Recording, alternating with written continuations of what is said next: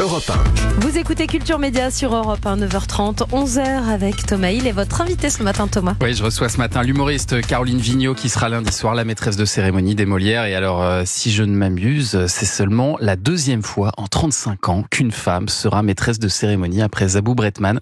Il était temps de rééquilibrer un peu la balance. Vous vous abusez un petit peu parce qu'il y a eu d'autres femmes, mais on ne considérait pas comme artistes, puisque c'était notamment Karine Le Marchand qui était une présentatrice, mais c'était des femmes. D'accord. Bon. Et alors là, à 3 jours de cette soirée en direct, en prime sur France 2, avec toute la profession devant vous, j'imagine que vous devez avoir une toute petite pression, Caroline.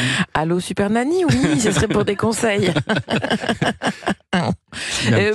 Oui, non, vraiment, la pression, elle monte. Bon, je l'avais un peu anticipé, mais là, elle monte très fort, très vite. C'est très angoissant comme exercice. Ouais, c'est-à-dire que c'est beaucoup de travail, d'écriture pour quelque chose qu'on va jouer un seul soir et dont on peut pas se dire si ça marche pas, c'est pas grave, j'aurais écrit pour demain. Il n'y a pas de demain, donc avec un public qui est pas forcément venu pour vous. C'est ça la différence.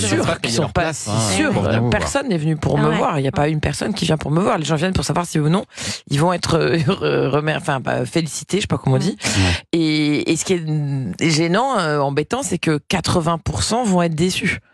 Parce que c'est souvent des prix où il y a 5 nommés et il y en a qu'un qui l'a. Donc, au fur et à mesure que la soirée avance, il y a de plus en plus de gens qui n'ont aucune envie, c'est que la soirée s'arrête pour pouvoir rentrer chez eux. Donc, et c'est ces gens-là que moi je suis censée essayer d'amuser. Ouais. Voilà. Et puis ce qui est complexe, c'est que vous écrivez pour vous écrivez aussi pour les autres, parce qu'il y a les remettants qui viennent sur scène. C'est à chaque fois des petits sketchs, c'est ça? Oui, alors ça dépend des remettants. Il y en a certains qui vont écrire leur texte tout seuls et d'autres qui nous ont demandé de l'aide, parce que j'ai pris évidemment 3 auteurs, parce que c'est énormément. Il y a quand même 19 prix. Donc à chaque fois, vous multipliez par 1 ou 2 remettants, ça va très très vite. Et alors, quel cahier des charges on vous a donné pour cette soirée? Apporter de la chaleur, dynamiser la soirée? En fait, c'est ça que j'ai trouvé chouette quand on me l'a proposé.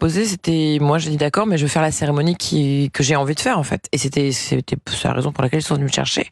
Et moi j'avais très envie de faire une cérémonie qui soit un véritable divertissement. Je dis ça souvent, mais je pense j'ai vraiment comme dans la tête ce Champs-Élysées que je regardais en famille et où on voyait plein de trucs de toutes les couleurs, la soirée passait rapidement et puis j'étais avec mes parents et voilà, c'est une espèce de petite Madeleine de Proust. Donc là pour cette émission j'ai décidé, qui est une cérémonie et une émission, de demander à tous les gens qui allaient recevoir un prix de ne pas remercier. Mais ça c'est impossible ça. C'est ce que tout le monde m'a dit et j'ai dit voilà, moi je vous demande aucun remerciement. Pas de merci. Et à la place, parlez-nous de vous, de votre pièce, de ce que vous ressentez, du pourquoi. Et même si tu as envie de remercier de ton père, parle-moi de ton père. Explique-moi pourquoi il est important dans ta vie. Parce que, je sais pas, faites quelque chose. Et alors je sais que c'est une grosse contrainte. Déjà, il y a déjà des dents qui ont bien grincé. Mais je leur ai dit, vous savez, de la contrainte naît la créativité et comme ça on va pouvoir faire une soirée. Parce que je suis désolée, mais les gens devant leur télé, quand ils entendent 19 fois, pour 19 merci à Michel, papa, Robert. Michel, Robert, mais surtout que les noms donnés souvent par on les connaît pas. On les connaît pas, le public ne les connaît pas. Non. Donc au contraire, Michel, Robert et Jean-Jacques et Janine, à la fin, envoyez-leur des textos, faites-leur un selfie, ça pour leur dire merci, c'est grâce à toi. Et puis remplissez du coup les gens qui vont regarder l'émission, ils auront envie de venir voir votre pièce. Et quoi de plus beau pour le fêter, le spectacle vivant, que de transformer les téléspectateurs en spectateurs de théâtre. Donc vous allez en faire un grand show, en fait, c'est un peu ça l'idée. Vous allez vous transformer en Michel Drucker. C'est exactement ça, mais Michel Drucker qui danse, qui chante, qui bouge, qui sort du canapé.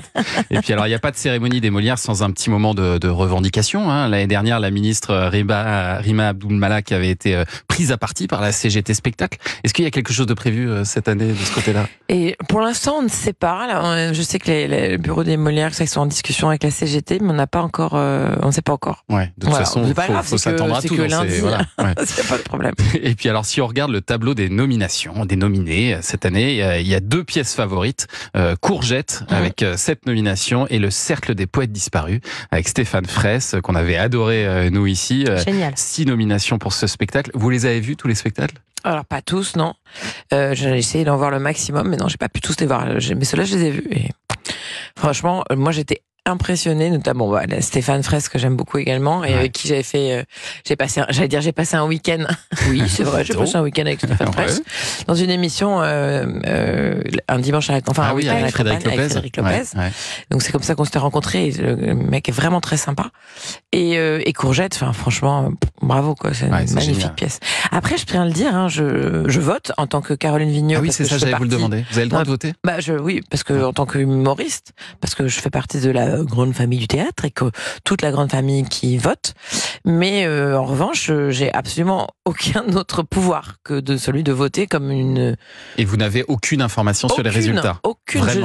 Mais je vous le jure, sur la tête de mes gosses. Donc vraiment, ça veut dire quelque chose. Et je ne croise rien. Et vous qui avez déjà été nommé pour votre spectacle au Molière, vous confirmez aussi qu'on ne vous dit pas du tout avant, vous avez aucune information. On vous dit pas, ce serait vraiment bien que tu sois là, Caroline. Non, on vous dit rien du tout. D'ailleurs, c'est pour ça que certains longs et ne sont pas là.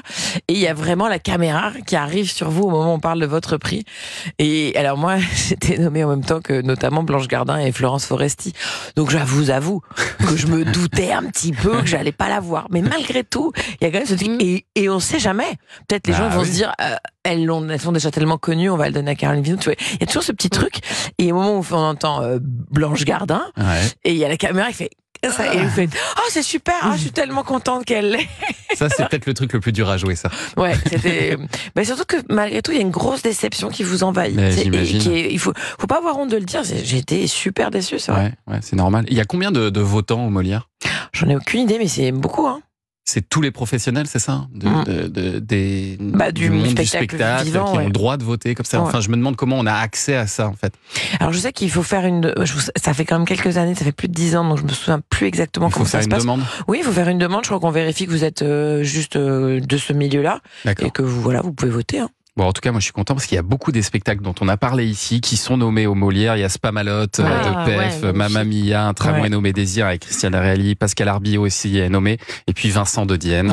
Voilà, on espère aussi qu'il décrochera un petit prix au Molière. La cérémonie des Molières, c'est lundi soir à 21h10 en direct sur France 2. On sera devant notre écran pour vous soutenir, Caroline Vigneault, et on est sûr que ça va très très bien se passer. Et peut-être que vous allez le faire après pendant 10 ans.